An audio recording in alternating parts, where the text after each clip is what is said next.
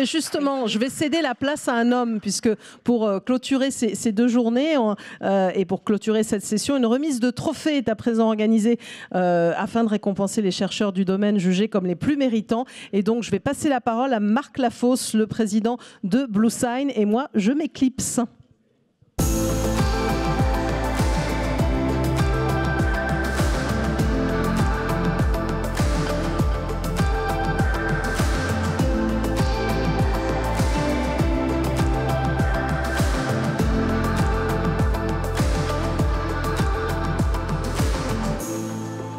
Merci beaucoup Nathalie, merci pour ces journées marathon que tu as pu animer, je ne sais plus où tu es. En tout cas, un grand merci de la part de l'organisation. Un grand merci également au comité de programme qui a préparé cette manifestation et dans son contenu notamment de ces 2 journées de programme avec plus de 100 intervenants qui se sont répartis ces 2 journées de conférences. Je voudrais les remercier également puisque ce comité de programme était composé de personnalités de la filière des énergies marines avec des horizons et un ADN un peu différent. Oui, merci pour le masque. Mathieu Blandin, Charlotte Sugiani et également Philippe Baclé qui se sont succédés pendant de nombreux mois et on avait commencé évidemment il y a quelques temps. Bravo à eux, merci pour ces applaudissements, ils le méritent. Voilà, nous allons de suite passer à la cérémonie de récompense des posters de recherche qui là aussi font partie de l'ADN de notre événement pour associer un maximum les chercheurs et les académiques à cet événement.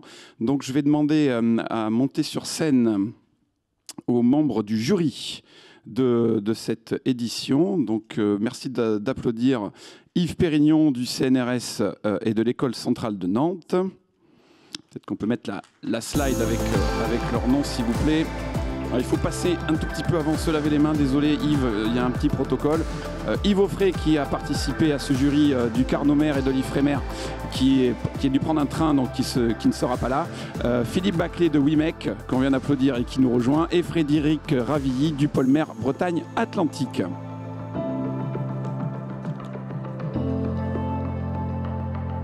Alors je vous demande de vous asseoir peut-être sur ce côté. Voilà. Merci à vous. Philippe nous rejoint peut-être un peu plus tard. Il arrive, très bien.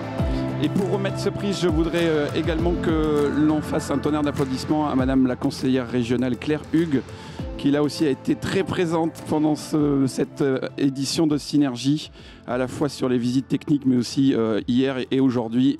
Un tonnerre d'applaudissements pour Claire Hugues qui a managé toute l'équipe de la région Pays de la Loire.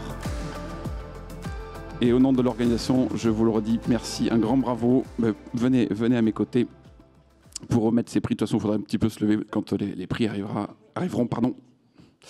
Donc, on va commencer tout de suite par passer la parole à nos membres de jury.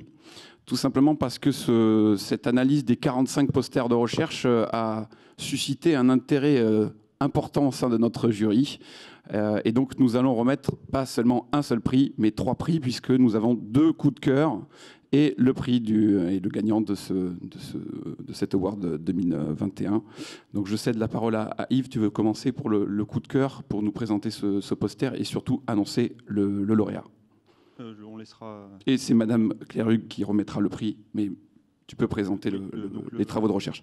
Donc le jury a été particulièrement intéressé par le poster de recherche présenté par l'école centrale, conjointement par l'école centrale, le LS2N, le CNRS, DICE Engineering, et puis soutenu par WIMEC, et qui porte sur un système d'émulation de turbines d'éoliennes pour des essais en bassin. Donc je ne vais pas lire le titre du poster, je laisserai le lauréat le détailler un peu.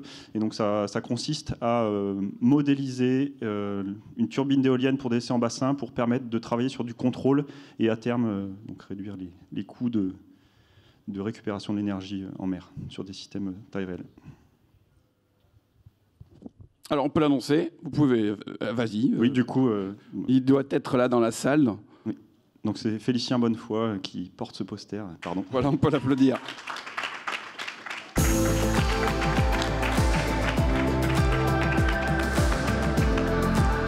Alors montez, rejoignez-nous pour le cadeau, s'il vous plaît. Madame l'hôtesse et Madame Hugues, approchez-vous pour remettre ce prix. Donc ce prix est composé notamment d'un sac avec des bâches qui ont été recyclées de la dernière édition. On était très attachés à essayer d'être le moins impactant possible dans cet événement. Merci beaucoup. Merci.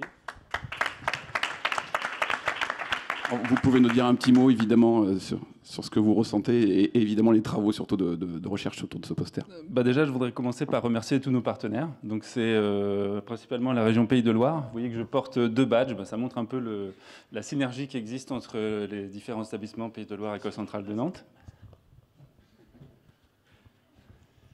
Je voudrais remercier mes partenaires industriels aussi, donc DICE Engineering, qui a pu tester sur notre système en bassin d'essai à l'école centrale son contrôleur d'éoliennes, donc qui veulent mettre sur le marché. Et puis nos partenaires à l'école centrale en termes de recherche, qui ont aussi testé un contrôleur, donc le laboratoire LS2N. Et puis j'ai une petite pensée pour mon collègue Jean-Christophe Gilotto, qui est à l'origine de ce projet, qui ne peut pas être là aujourd'hui malheureusement. Donc c'est aussi grâce à lui que tout ça se produit aujourd'hui. Voilà. Merci beaucoup. Je vais céder la parole à Philippe Baclé qui nous a rejoint de WIMEC pour le 2e coup de cœur. Pardon, alors c'est moi le 2e coup de cœur quand même, Marc. Qui m'a perturbé à arriver en retard, voilà. Bon, alors effectivement, un projet autour de systèmes pour réduire les impacts sonores sur notamment le battage des pieux pour l'installation des monopiles pour les éoliennes posées. Donc effectivement, on sait bien l'implication, le besoin de préserver l'environnement, et c'est l'enjeu évidemment des énergies marines renouvelables, de réduire les impacts environnementaux. Évidemment aussi, ces impacts, il faut les réduire pendant les phases d'installation. Il n'y a pas que l'énergie qui doit être verte, il y a aussi les process d'installation et de mise en place de ces parcs.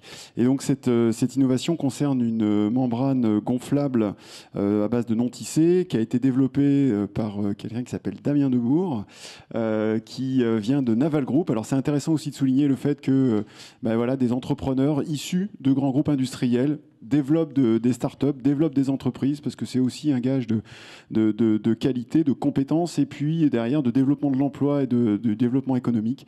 Donc c'est un bel exemple de spin-off de Naval Group, avec des enjeux de réduction de bruit sous-marin grâce à cette membrane de Sequator, pour être précis. Tu peux faire monter. Donc j'appelle Damien Demour sur scène pour lui remettre ce prix.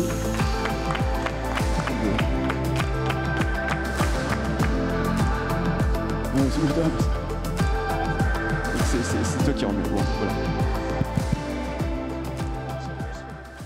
Merci beaucoup pour cette introduction. Ah, merci. Félicitations. Merci.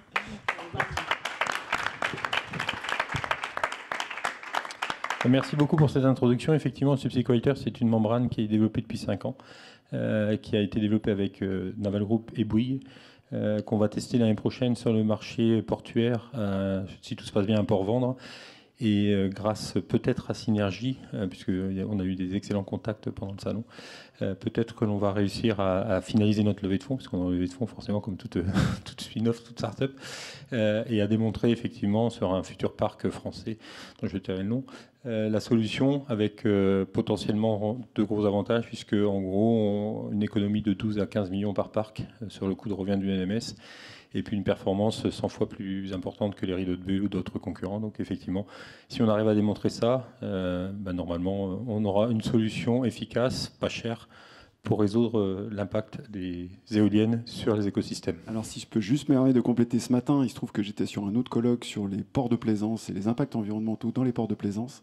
Et donc aussi, je pense que tu le sais, mais sur les travaux maritimes, au-delà des EMR, les travaux de onshore ou sur la côte, avec notamment les travaux maritimes dans les ports, peuvent être aussi des débouchés extrêmement intéressants. Et l'ensemble de la profession portuaire pourrait être intéressé par ce genre d'innovation. C'est les deux marchés, en fait. On a le marché de l'offshore et le marché des travaux côtiers. Et sur le marché des travaux côtiers, effectivement, avec Bouygues comme partenaire, on va démontrer ça normalement l'année prochaine. On était RL6, on l'a démontré à l'échelle 1/4 dans un bassin au Océanie à Toulon. Et donc l'année prochaine, on devrait le démontrer en vrai, et puis ensuite le grand bain, le marché, effectivement, où là, pour le coup, il n'y a aucune solution. Et donc, on apporte vraiment une nouvelle solution pour réduire les impacts. Donc, effectivement, c'est aussi, on espère, une belle possibilité. Si on arrive à réussir ces deux marchés, on protège à peu près 2,5 millions de mètres cubes d'eau pour chaque chantier, du bruit. Donc, c'est quand même aussi un gros challenge, aussi pour les écosystèmes, avant tout, quoi. Merci. Merci beaucoup. Bravo. Et donc, pour annoncer le grand vainqueur de cette cérémonie de poster de recherche 2021 pour Synergie, donc c'est bien Philippe Baclé qui va annoncer cette récompense et ce lauréat. Je te cède la parole. Merci Marc. Donc oui, effectivement, après les 2 coups de cœur du jury, j'ai le grand plaisir de vous annoncer donc le poster vainqueur de ce Research Poster Award, donc qui est un poster qui traite d'une nouvelle technologie, une technologie de rupture qui est née d'idées assez deep tech dans des laboratoires notamment de Centrale Nantes. Une idée qui va permettre d'aller moissonner l'énergie éolienne qui est présente en phare offshore, donc encore plus loin que les éoliennes flottantes qu'on est en train de déployer aujourd'hui. Et après plusieurs projets de recherche, ça se concrétise aujourd'hui et ça s'est concrétisé. Également, comme l'a souligné Frédéric pour le lauréat précédent, par la création d'une entreprise qui va pousser maintenant ce concept dans le domaine industriel, donc la société Farwind Energy. Donc le poster porté donc par Centrale Nantes et Farwind Energy, donc pour ce nouveau concept en rupture, donc qui consiste à aller moissonner l'énergie éolienne en très haute mer et à la rapporter ensuite dans les ports pour la redistribuer, soit sous forme d'électricité sur des batteries, soit sous forme d'hydrogène, soit sous forme de e-fuel, en fonction des besoins, je dirais, des différents consommateurs. Donc là aussi, une adaptation non seulement de la partie production à l'environnement, mais aussi de la partie délivrance de l'énergie aux différents consommateurs et en l'adaptant. Donc je pense que sur tous ces points, c'est vraiment un concept de très grand avenir. Et donc c'est Aurélien Babary, je crois, qui va venir sur la scène. S'il est là. Ah, il n'est pas là. Bon, ok. Bon, malheureusement. Bon. Ou Félix, ou quelqu'un de l'école centrale qui serait... Donc Thomas, par exemple, qui... Thomas, si tu peux, éventuellement, au nom de l'école centrale... qui était un masque vert, hein, si vous l'aviez pas reconnu. Voilà. Au nom de l'école centrale, venir récupérer le prix pour Centrale Nantes et Farwind. On peut l'applaudir. Voilà.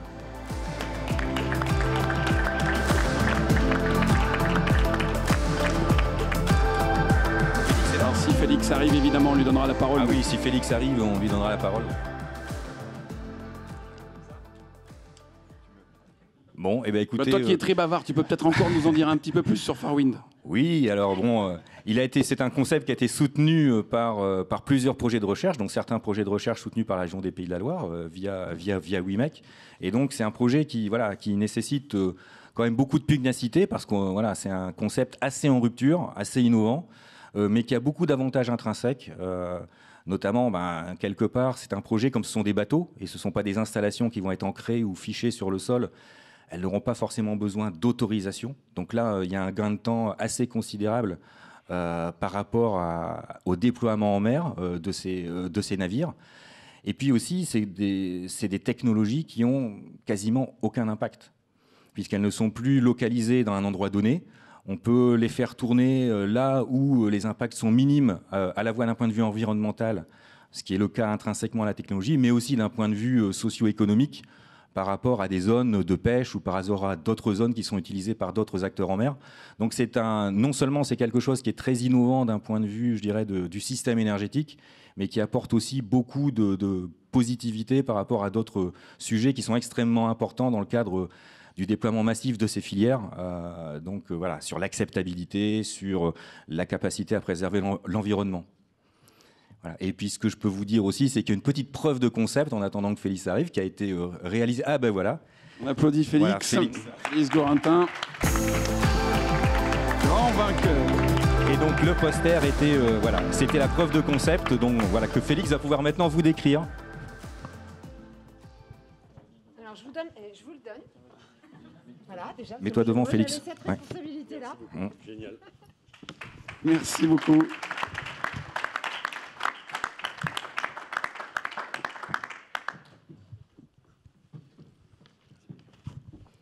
Félix, si tu peux nous présenter un petit peu Farwind, mais on a quand même eu une présentation assez détaillée de très grands experts sur le domaine. Merci beaucoup. Bonjour à tous, donc Félix Gorintin, je suis directeur des opérations de Farwind Energy. Ce qu'on cherche à faire très simplement, en fait, on fait de l'éolien en mer mobile. Donc on invente une technologie qui du coup s'appelle le navire à énergie et qui va exploiter du coup le vent en haute mer, donc typiquement entre 50 et 200 km des côtes. Donc c'est un navire qui fait 800 km par jour et qui va du coup atteindre des facteurs de charge de plus de 60%, 60, 70 jusqu'à 80% pour la version hydrogène. Donc en quelques mots, on est une équipe de 10 personnes. On est basé sur le campus de l'École centrale de Nantes. Et on est on a fait, pour ceux qui ont pu voir hier, un premier essai d'un navire de 6 mètres, du coup le prototype qu'on a déployé. Et le produit qu'on va ensuite commercialiser, c'est un navire de 80 mètres et qui produit 2 mégawatts de puissance. Donc aujourd'hui, voilà, on est une dizaine de personnes. On a vocation à prendre la décision d'investissement pour le navire du coup de 80 mètres en fin d'année prochaine.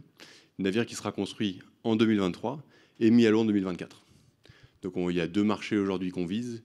Le marché du coup des îles non interconnectées, notamment dans les Antilles, où on a une très bonne ressource en vent, et également du coup des prix de l'électricité qui sont relativement élevés. Et du coup un deuxième marché qui est le marché hydrogène, notamment en région, où on va voilà, sur un cycle de 5 jours produire 5 tonnes d'hydrogène qu'on va pouvoir livrer directement au quai, au port où ça pourrait être utilisé.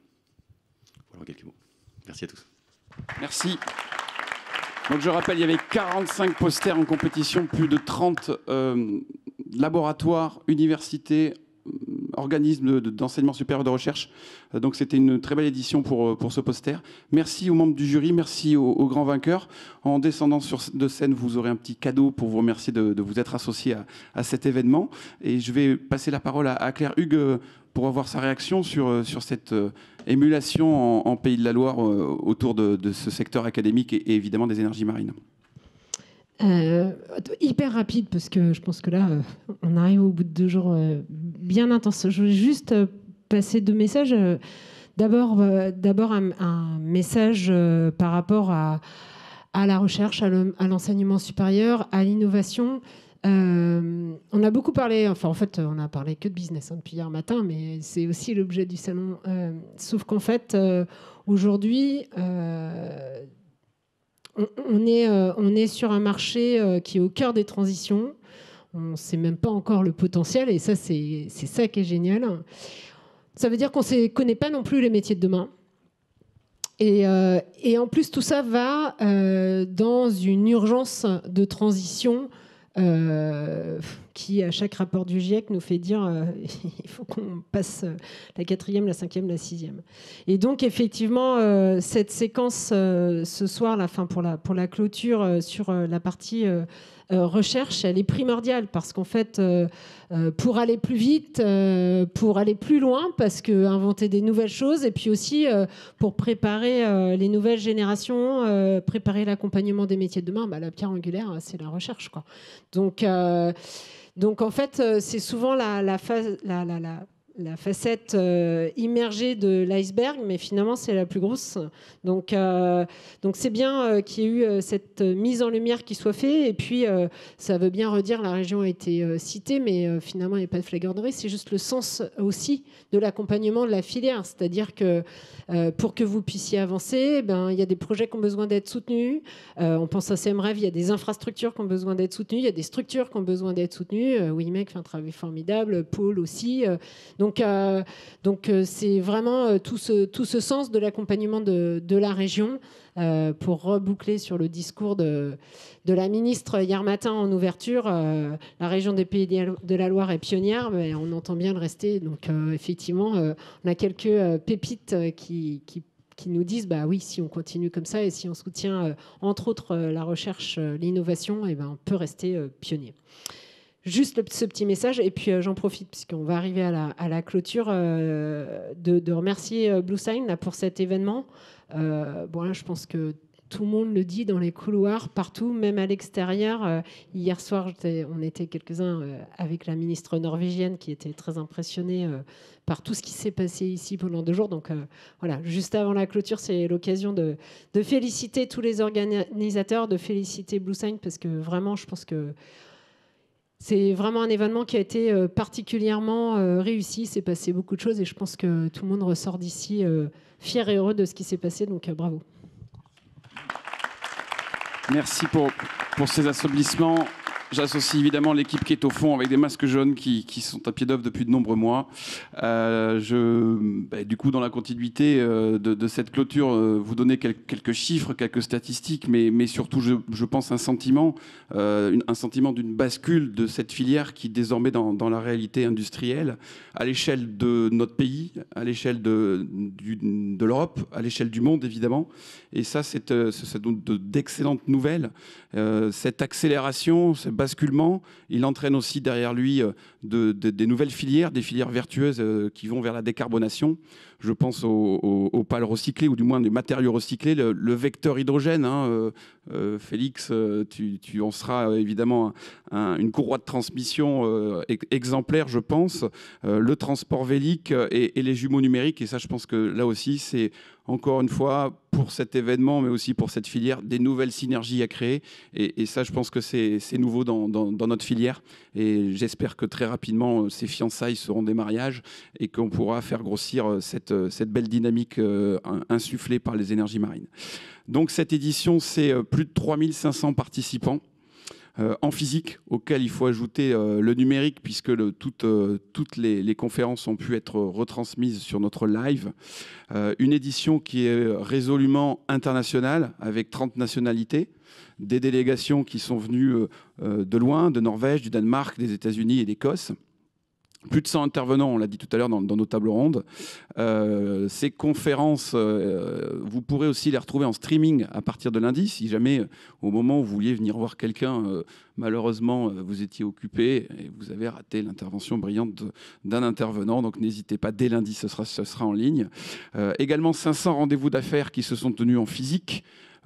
Et si là aussi vous n'avez pas eu le temps de rencontrer la perle rare que vous cherchiez, vous pourrez continuer à le faire dès lundi et mardi dans du B2B numérique. Donc ça aussi c'est un peu la nouveauté pour cette édition 2021. Et puis si vous voulez également suivre la réalité industrielle et la toucher, il y a encore des visites techniques demain. Donc Synergie ne s'arrête pas ce soir, ça continue demain avec le programme que vous connaissez, notamment du côté de Saint-Nazaire. Donc nous sommes évidemment très fiers d'avoir été une nouvelle fois les observateurs privilégiés de la richesse et des succès qui se dégagent des énergies de la mer. Heureux que ce format de forum qui assemble les sphères politiques, académiques et industrielles durant ces 4 jours soit à la hauteur de vos attentes et de cette filière. Et nous vous remercions une nouvelle fois pour votre participation et vous souhaitons évidemment un nouveau rendez-vous de pouvoir se retrouver en juin 2022. Merci beaucoup, merci à tous et à très vite.